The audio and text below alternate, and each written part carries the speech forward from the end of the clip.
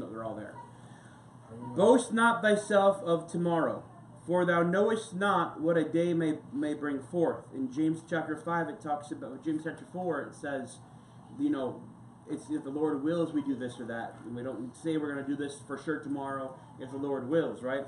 Verse number 2, let another man praise thee, and not thine own mouth, a stranger, not thine own lips. A stone is heavy, and the sand it weighty, but a fool's wrath is heavier than them both. It's comparison to weights and measures. That's what it's talking about, the old-fashioned scale. That's what it's kind of speaking of there. Verse number 4, wrath is cruel, and anger is outrageous. But who is able to stand before envy? Open rebuke is better than secret love. Faithful are the wounds of a friend, but the kisses of an enemy are deceitful.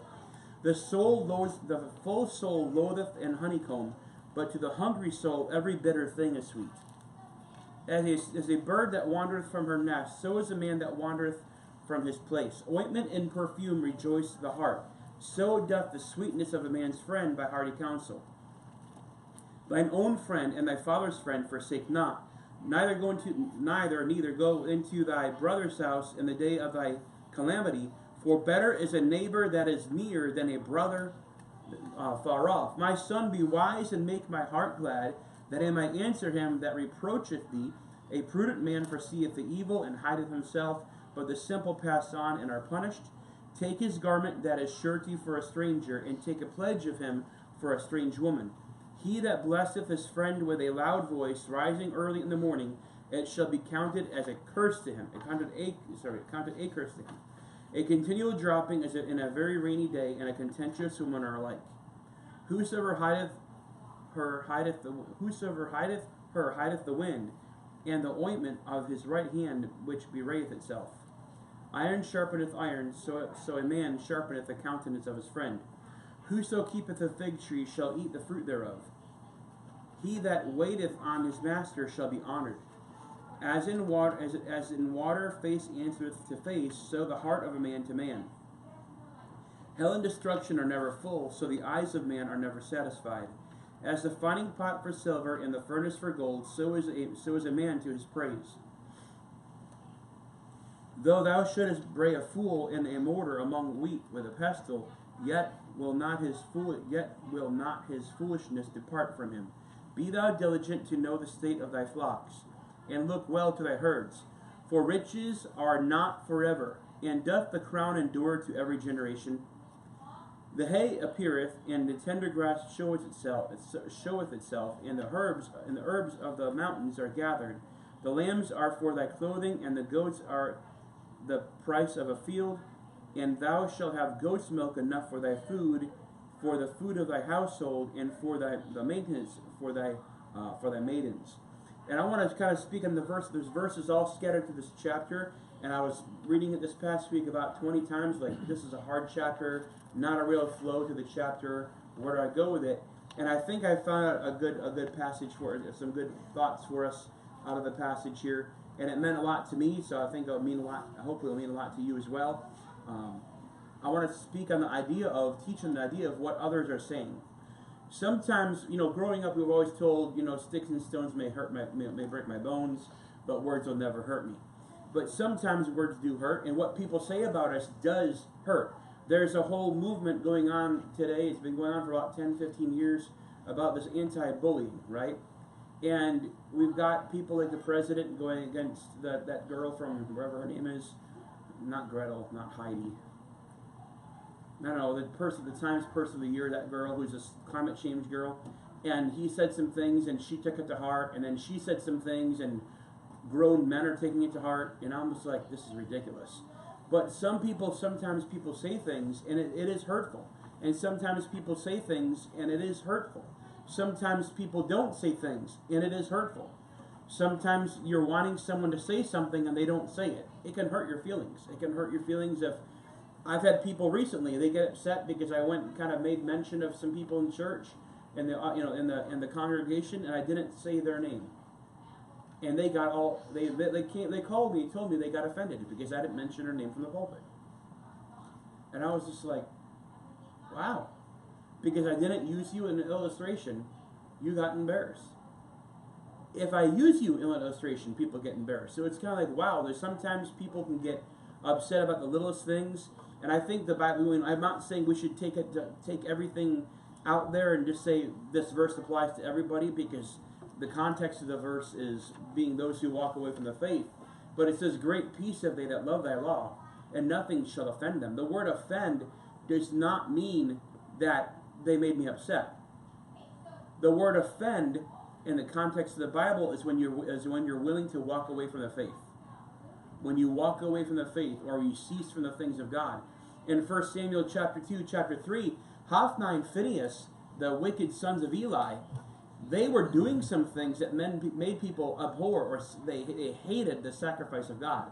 They hated the things of God, and there are a lot of evil, wicked practices. If you read some of what they were doing, it's happening all over again, like it always does, because power corrupts, and absolute power absolutely corrupts, right? So, there's people, though, that they walk away from the Lord over something that's so trivial and minute that it doesn't work.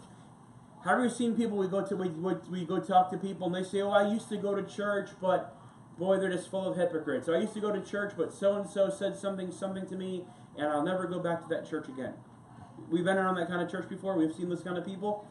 They're the same people like, oh, I would never, I don't like hypocrites. Well, I don't like hypocrites either. And Walmart's full of hypocrites. So I don't like going to Walmart. And what are you talking about? So Black Friday, I had to stop at Walmart. I had to go and get prescriptions from Walmart. And I just don't go near Walmart if I have to. I mean, I make it a habit not to go to those kind of places. I was there, and this guy was in one of those what are they called? The scooter shopping buggy things. Shopping carts with a scooter. The electric wheelchair. There you go. And he was riding that thing around. There's a big word for it. And he was riding around, and he cut right in front of me, excuse me, and like rushed to the pharmacy line. And I was like I was walking on my way there, and he's like, cut in front of me. Yes, it's sad that one of those electric scooters walks faster than me. But the fact is, I was trying to walk to the pharmacy line. This guy cut in front of me, and he was like really, really mean, and I was like, wow, really? There's hypocrites everywhere. It was the day after Thanksgiving. This guy couldn't remember why he was supposed to be thankful. So it's easy for us to be offended at things that are trivial. And there's some things that we get offended at that are major. Okay? But if there's anything that anyone ever says or does that would cause you not to leave this church, but to leave the things of God, believe me, I've said some things to offend people here. Not on purpose. I've said some things that made people mad. Not on purpose. Sometimes yes. But usually not on purpose. And people have got offended and they've stopped coming over some things that I say or things that I don't say. But the trivial, I don't consider that trivial. I think that if they stop going to church altogether, that makes it trivial. That makes it something that's not there. And especially when you're looking back at the history of the context of what was actually being said. I remember I had a guy come through, he was preaching, he was a guest speaker, he was an evangelist, and he was preaching, and he was saying that pedophiles need to be hung up. They need to be hung up from trees. They need to be, hang up the pedophiles. Put them to death. And there's a lady there she was an older lady, and she was from North South Carolina, and she got offended. She was a black lady, and she got mad at that context. She got mad at that because she was saying that we were calling black people pedophiles. And in the civil rights movement, when with the big heyday with Martin Luther King and all the terror and all the terrible, unjust treatment and stuff going on, and she was saying that we were saying that all black people were pedophiles. And that was the farthest thing of what was being said. We're saying that pedophiles ought to be put to death. Pedophiles ought to be put away for life. They ought not be back on the streets ever. And that's what she took by it. And she stopped coming to church over it. And it wasn't even something I said. It was that someone else said, but the fact that would be said, she was all offended by it, and she never went to church again. I mean, anywhere. That's not an excuse to leave church. That's not an excuse to leave church. Leaving a church, sure. Leaving the things of God, no. And the word offend is not talking about having your feelings hurt or having someone grieving you. The word offend, it literally means that you walk away from your faith. Okay? So great peace have they that love thy law, and nothing shall offend them. Nothing will cause them to leave the things of God. Okay? That's the context of the word offend.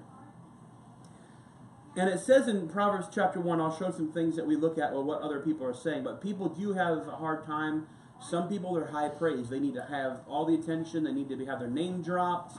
They have to be, spoken to. Some people have that need. They need that connect. They're immature. They're shallow in their faith. They need that. They're feeble-minded. They always have to have that reinforcement, right? But it says in verse number 1, it says, boast not thyself of tomorrow.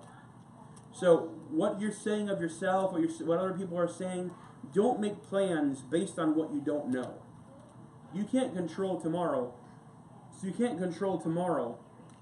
have to focus on today. It says in verse number 2, let another man praise thee, and not thine own mouth.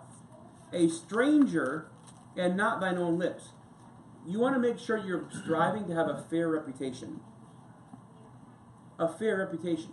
If all you do is talk about how good you are, and then people on the outside are saying you're not all that, that's not always. It used to be before a person got hired for a job that they would have reference checks, and they would call the references, and they would say, they're going to call the references, and they would call in to find out, hey, we're looking at hiring Brother Doug, Doug Covert. I want to know, is he a hard worker? I want to know, is he punctual? I want to know, is he reliable? I want to know, does he have a history of stealing from anybody? I want to know the conditions of why he's left his job, of why he left the job where you're at. And they're asking for references, asking those things, wanting to make sure he's a good employee, right? And we want the praise. We want, if I came in my resume was like stellar, like wow, everything I'm looking for, wow, so picture perfect, wonderful, wonderful, wonderful. And then I don't look at the back history of the job and say, wow, I was only there for 3 months at a time. I want to know why you're only 3 months in and out. Like, why? Why is it you're 3 months in and out? How can you master this trade only working at a job for 3 months and then quitting in 3 months and quitting, or 3 months and fired, or whatever the situation? So those resumes and those things help. But even in any part of our life, I don't want to come across and make myself sound like I am some brilliant person if in reality I'm not. If the reputation of people around me is that I'm not as brilliant as I make myself out to be, I'm a liar, I'm a fraud, and don't come near me, right? So that's why it's so important. The Bible tells us in the qualifications of a pastor is that they have to have good reputation or a good report of those that are what? Outside of the church, those that are without, the people that are not surrounding him. What does a stranger have to say about him? The contact of people who have actually, they're not friends with him, they're kind of a third party. What do they have to say about me? What do they have? And that's why I think it's important. Yes, you don't want to listen to every critic person out there. But you do want a friend to be that person that comes alongside and says, hey, you've got some things lacking. Hey, we should work on some things. And there's good things for constructive criticism, okay? But if I'm going about and just kind of always surrounding myself with yes men and people that will endorse me and not correct me or not tell me where I'm wrong, then I'm not having a fair reputation. We need to have people who have veto power in our life. We've got to have people who can help us make those statements, help us make those comments, or help us sharpen as iron sharpens iron. We need to have those kind of people in our life, okay? But if I'm the kind of person that's going on bragging on myself and all I do is teach and brag about how great of a person I am, you really don't want to trust me. If I'm what's the word I'm looking for? Grandiose? Thank you. If you're always self-promoting and self-grandiose, and you're always trying to lift yourself up, and you're always putting your name out there, and you're always trying to make yourself seem as everything there is. Look, the best, I've learned this in business, right? And the best form of advertising is not what you publish. It's not what you circulate, but what people circulate about you. That's the most truest form of advertising, is word of mouth.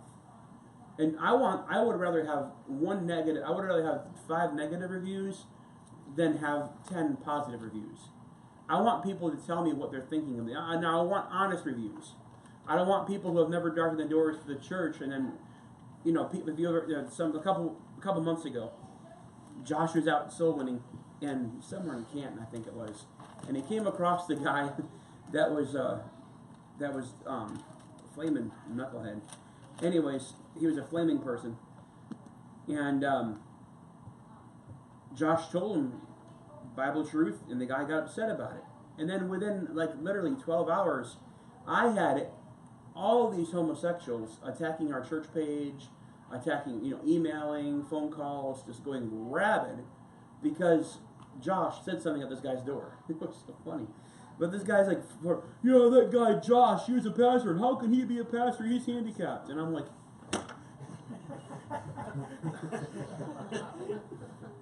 seriously, he's not handicapped. He's got one bad arm. He's not handicapped. But anyways, those people are just kind of going all kind of iffy on him. But I would rather have people have a fair reputation. I want to have a fair reputation. Not everybody that says if someone comes to you and says, hey, Pastor Tim did this and this and this and this, here's all the negative things they did, I would also want it to be true of what they're saying about me. I would want it to be like, okay, yeah, Tim does have a hard time with certain different things, but I see he's working towards those things, and I'm going to give him the benefit of the doubt in this matter. But if the thing is, it comes to blind loyalty, where people just want to surround themselves with people who are just going to follow them regardless of what they've done or what they've said. And there's got to be a check. I welcome criticism. I want criticism. I want it to be constructive criticism. I don't want people to sit there and complain about whatever I do. I want people to know, this is what you've done, this is what you have said, this is how I want you to help. This is how you can improve your life. And constructive criticism is necessary. Used to be bosses would, give reviews, performance-based reviews, and say this is where they're shortcoming, this is where they need to improve. Report cards, right? For those of you who are not homeschooled, we got report cards from teachers. And teachers that cared would leave more remarks than just E, right? And effort. They would give you, or was it A for effort? E for effort. So it's like, they're trying to give you a little bit more credit, say, hey, a little bit better, do a little bit better. But you need to have that person. Don't be the kind of person that toots your own horn. Your work will prove itself. Your work, your reputation will prove itself. You don't need to promote yourself. Your work will promote yourself. Just be the hard, diligent worker that you're supposed to be. Joseph, in the prison, when he's down there in Potiphar's prison, in the prison from Potiphar's whole situation, he wasn't the guy that got up there and started promoting himself. But the baker and butler did. Well, one of them didn't. I forgot which one it was. The baker. The baker didn't. He was kind of hung up to dry. But it says that, let no man praise thee and not the fruit of thy own lips, right? And it says in verse number 5 and 6, it talks about having faithful friends. You need to have friends that are willing to correct you. Everyone needs someone to tell them what they want to tell themselves. Everybody needs someone to tell them what's up. Everybody needs, ladies, you need that friend who's going to tell you that, hey, you're either snowing in the south or whatever got going on. Everybody needs someone to tell them that. Everybody needs somebody to tell them. I was working as assistant manager in one of the offices, and this girl came in, and she came out from the bathroom, and she had a trail of toilet paper. And no one told her, because this girl was like, this young lady was like cat, Siamese cat, mean. And she just came in, and she walked through, and I was like, hey, just letting you know, you've got to train. You call me fat? I'm like, how did you get fat from train? I didn't say you got a caboose. I said you got to train. And she got all mad. I'm like, and she was like, well, why didn't you tell me? I'm like, I just did. And then everyone else was like, why did you tell her? It was so much fun. But you need to have, that's a silly illustration, but everybody needs to have someone who's going to tell us what they want to tell themselves. Okay, we need to have that friend. If you've got a person who never tells you you're being wrong and always supports you in everything that you do and doesn't ever help correct you and make you better, you've got a bad friend. You've got Abner had a friend. You've got a bad friend who's going to give you everything you want and help you get anything you want, even if it's not right to have. They'll be that kind of person. Well, I don't want to. No, if you're not right for a thing, then you ought not get it. You ought to have someone who's going to tell you one way or another.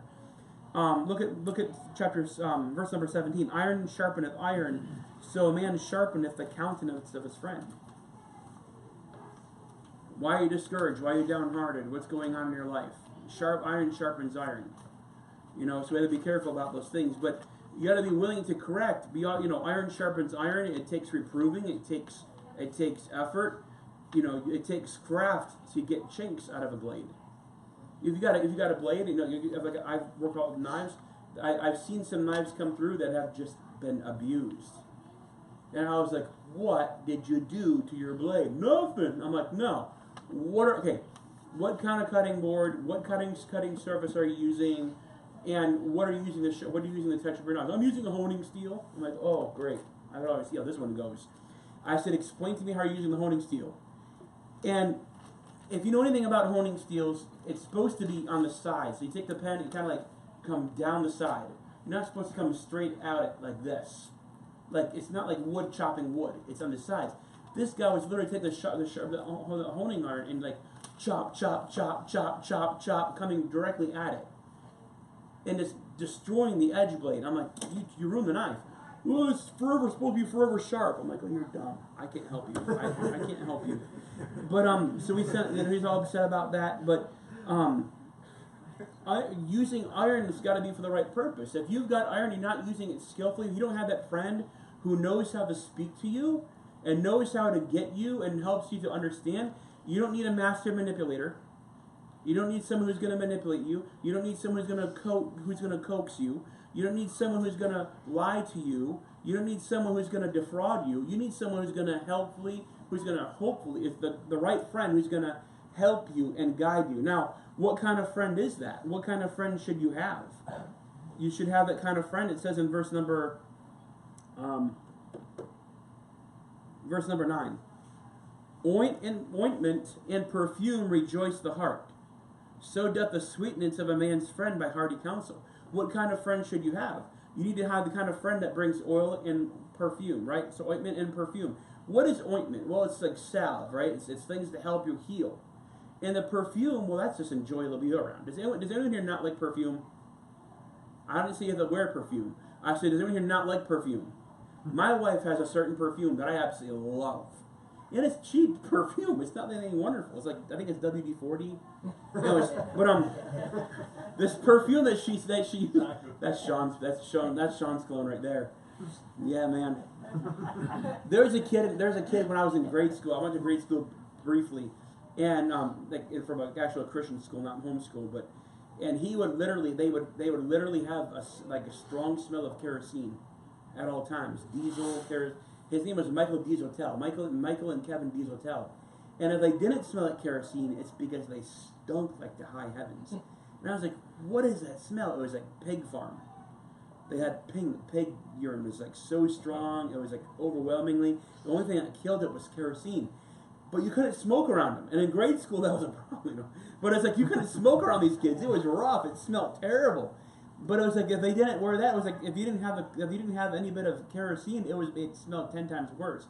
They would have literally washed their clothes with kerosene and then with fabric stuff, but you couldn't get the smell out of kerosene.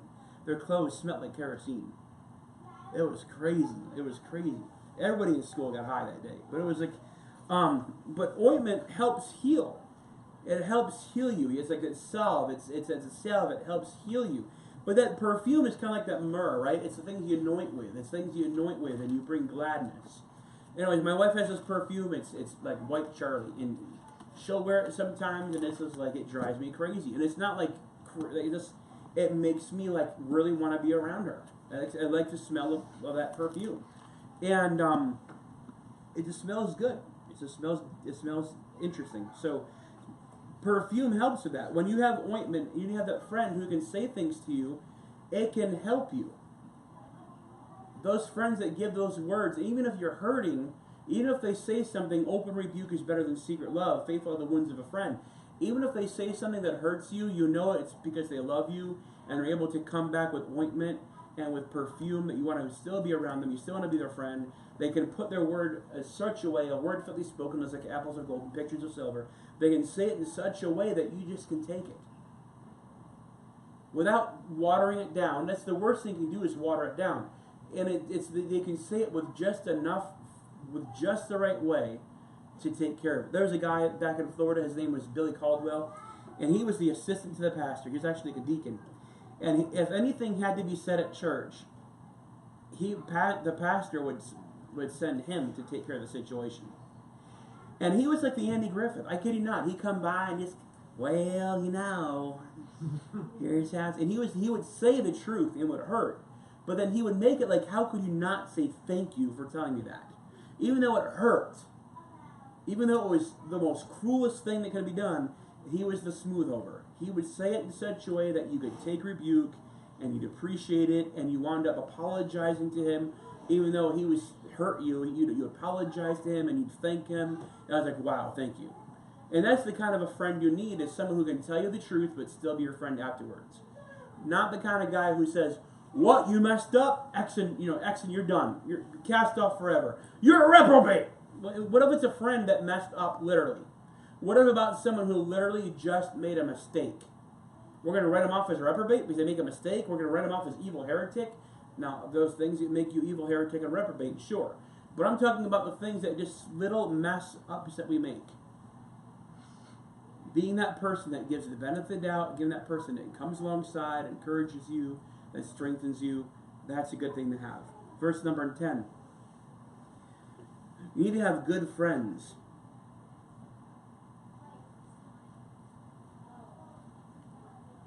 I cannot even read my handwriting, what I said right here. Bear with me for a second. L-U-B. Wow. All right. Good friends. I've got good friends, so they're reliable. So I got friends like, I was talking to a guy last night. This guy, I've known this guy for 31 years of my life. He's like an uncle. He's my dad's friend. All right. He was my dad's friend. He's my friend. And I've had another guy, Warren Garraway. He was there when my dad. He was one of the first people who followed up with my dad when my dad got saved. He showed up a couple weeks later, getting him to come to church, getting him grounded in the things of God. These two men in my life have been friends. I don't talk to them all the time, but when I do, it's always encouraging. They always help me, like, hey, what's going on in your life? And they'll talk to me about what's going on in my life, and they'll give me some bit of truth, not even knowing the whole story. They can ask a question. They know me. They know my temperament. They hear the situation. They say, Tim, did you do it this way? Yes. That's the problem. I'm like, oh, okay. I know you, and this is what you did. And Tim, what I'm telling you is you got to do it this way. Say it this way. Handle it this way. I'm like, yeah.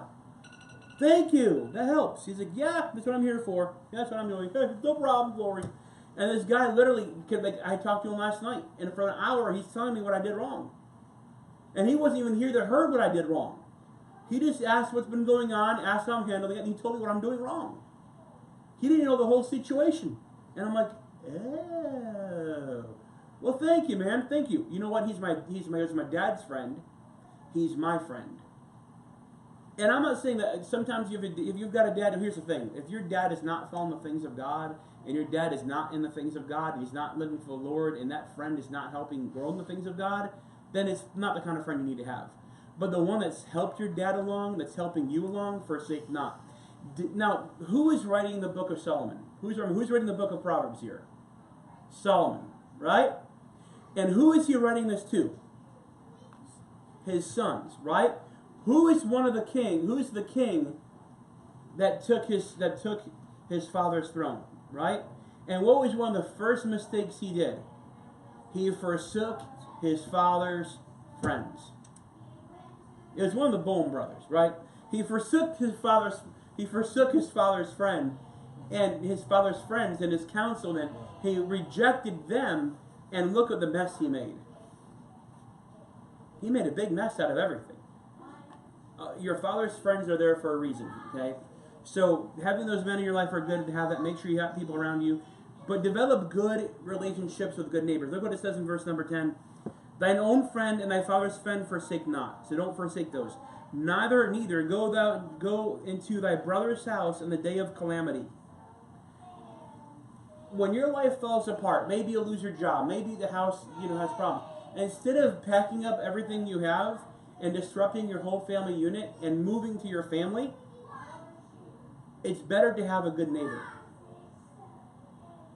Develop, and this is why the Bible says we're supposed to love our neighbor as ourselves, right? We need to learn to take care of our neighbors and develop with our neighbors as well. Instead of just, let's say your house caught on fire and you're out of a house. Don't move. My house caught on fire. I don't want to have to move all the way to Virginia or North Carolina or Florida to get around my family in a day of calamity. But if I have a good neighbor, if I've built the kind of reputation of people around me, the neighbors are willing and wanting to help. A good neighbor is better than a close brother.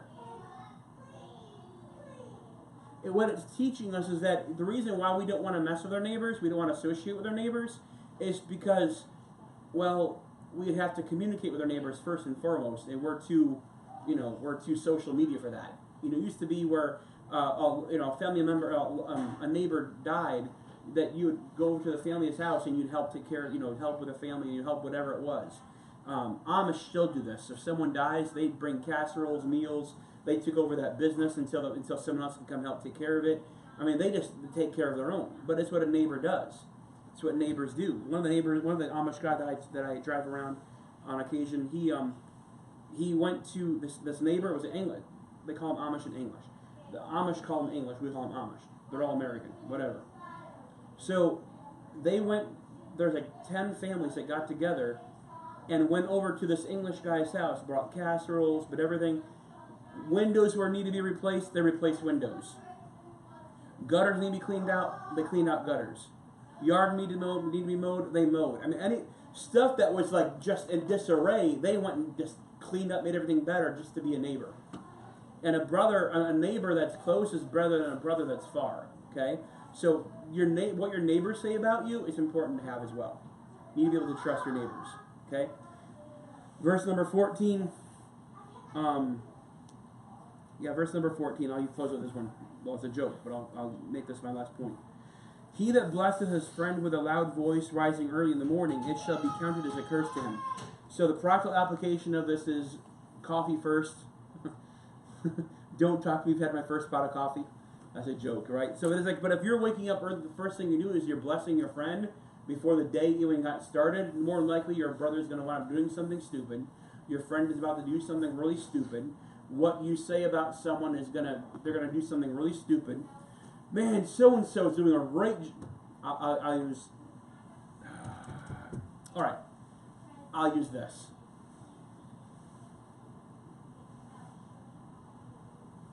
Here's a good parallel verse, and I'm just gonna say it straight like this.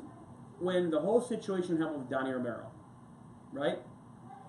Donnie Romero messed up. He failed. They're talking about what's going to happen to Oklahoma City, what's going to happen down in Jacksonville, Florida, what's going to happen to these other church plants, right? And they're like, what are we going to do? And the statement was made, we're going to proceed just as normal. Everything is going to be the same.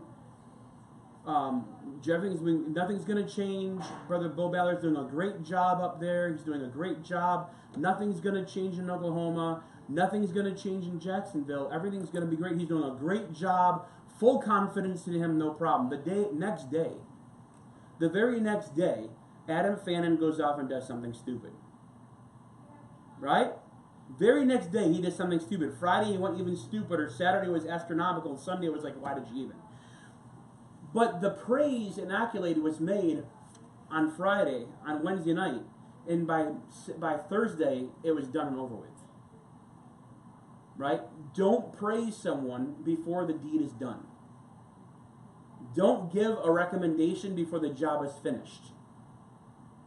You know what I'm saying? Don't give a letter of recommendation of how great an employee you are on your first day. Wait till the job is done. Wait till this takes place. Wait till it transpires, because everybody comes out eating crow. Everybody comes out messed up. You know what I'm saying? So the Bible tells us to be careful of those things. Thine own friend, so it says, where's that? In verse number 14, he that blesseth his friend with a loud voice, rising early in the morning, it shall be counted a curse to him. So there's a time and place to everything. There's a time and place for everything you're doing. Verse number 19, real quick. We rely, we really know the truth of what we actually believe. In verse number 19, as in water,